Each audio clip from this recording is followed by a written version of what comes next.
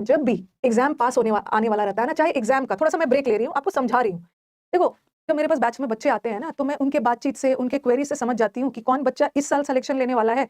अब ये बताऊंगी नहीं मैं कैसे समझती हूँ, और कौन बच्चा तैयारी तो इस साल ले रहा है, बट सिलेक्शन उसका मतलब तैयारी तो इस साल कर रहा है, बट उसका सिलेक्शन अगले साल होगा।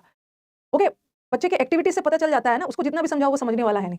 ये जो एग्जाम पास आने वाला रहता है, जैसे एमटीएस का एग्जाम पास है, कोई भी एग्जाम, सीएचएसएल का एग्जाम जब पास आने रहता है, या स्टेनो हो या सीजीएल हो, तो आप लोग टीचर को प्रेशराइज करते हैं। नहीं नहीं लाएंगे ना, तो बच्चे बोलेंगे मैम आपने तो भेदभाव किया, सीजीएल में लेके आए, आपका ध्यान हमारे पे नहीं है, हमारा आपका ध्यान सीपीओ पे नहीं है, आपका ध्यान सीएचएसएल पे नहीं है। तो एग्जाम्स के पहले जो मैराथन्स आते हैं ना, ओके, एग्जाम्स के पहले वाले जो मैराथन्स आते हैं ना, वो नए बच्चों के लिए एकदम नहीं है। नया बच्चा सोचेगा ना कि हम वो मैराथन देख के एमटीएस का एग्जाम निकाल लेंगे, बिल्कुल नहीं। सिर्फ मैराथन में, ये तो उन बच्चों के लिए है जिन्होंने पूरा सालों भर पढ़ा है, उसका रिवीजन होता है।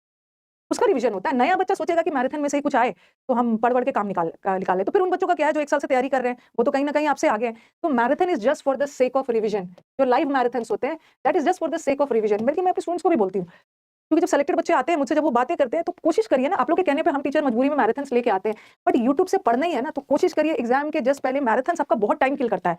आपको बाद में एहसास होगा कि इंग्लिश ही पढ़ते रह गए, मैथ्स ही पढ़ते रह गए, बाकी सब्जेक्ट तो पढ़ा ही नहीं। तो एग्जाम्स में ना, जब भी आपको कुछ मैराथन्स टाइप से देखना हो ना, तो आप रिकॉर्डेड वाला देखो किसी भी टीचर का, क्योंकि लाइव में तो वो पूरा 2-3 घंटे टीचर ले लेंगे। मैं तो चलो 1-1.5 घंटे के लिए आती हूँ। रिकॉर्डेड देखिए, क्योंकि रिकॉर्डेड को आप अपनी स्पीड में देख सकते हो, लेकिन टीचर का लाइव में बहुत टाइम वेस्ट हो जाता है। तो रिकॉर्डेड जहां भी, जिस टीचर का भी रिकॉर्डेड मैराथन है, उसको देखिए, लाइव वाला मत देखिए। ओके, हाँ, आई थिंक आप लोग एग्री करोगे, क्योंकि मैं भी अपने स्टूडेंट्स को बोलती हूँ कि आप बाद में भी स्पीड बढ़ा के देख सकते हो।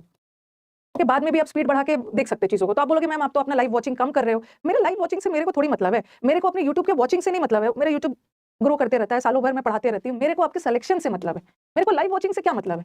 लाइव में आधा से अधिक बच्चे आके एक दूसरे से चैट कर रहे हैं, मेरे को इंस्टा पे डीएम करना है, मेरे को तो सिलेक्शन से मतलब है। और कैसे आपका टाइम बचे, और सिलेक्शन सिर्फ एक सब्जेक्ट पे नहीं होता। मेरे को ये भी मतलब है ना कि आपका इंग्लिश में बहुत ज्यादा टाइम ना यूज हो, आपको मैथ्स, जीएस और रीजनिंग भी करना है। ओके, मैथ्स, रीजनिंग, क्योंकि एक सब्जेक्ट के बल पे तो नहीं होता है। इंग्लिश में बहुत अच्छा नंबर लेके आ गया और इधर मैथ्स और रीजनिंग और वो सब जीएस डुबा दिया। तो जब भी रिकॉर्डेड करिए ना, तो मतलब मैराथन्स करिए, रिकॉर्डेड करिए, ताकि कम टाइम कंज्यूम हो। टाइम बहुत कम कंज्यूम है। लेकिन आप लोग डिमांड करते हैं, तो हम टीचर्स की भी मजबूरी हो जाती है कि मैराथन्स लेके आने का। ओके, और हम मैं तो अपने टीचर्स को भी बोलूंगी कि भाई, जो हम टीचर्स लास्ट में मैराथन्स करवाते हैं, पूरे साल मैराथन्स करवाइए। ये मैराथन लास्ट में करवाओगे तो बच्चों का दिमाग ब्लास्ट हो जाएगा। ये मैराथन्स आप पूरे साल करवाइए। ओके, एग्जाम आपका फरवरी में है, तो ये सब मैराथन स्टार्ट हो जाना चाहिए था सितंबर अक्टूबर से। सितंबर अक्टूबर से ही मैराथन स्टार्ट हो जाना चाहिए था। लास्ट मोमेंट में बच्चा डरा हुआ आता है, उसको लगता है मैराथन कर लेंगे एग्जाम निकल जाएगा, जो कि होता नहीं है। बस टीचर का लाइव वॉचिंग बढ़ जाता है। तो टाइम को थोड़ा आपको यूज करना है सही से। तो इसका आंसर तो बता दिया, ए के बाद सी होगा। नेक्स्ट।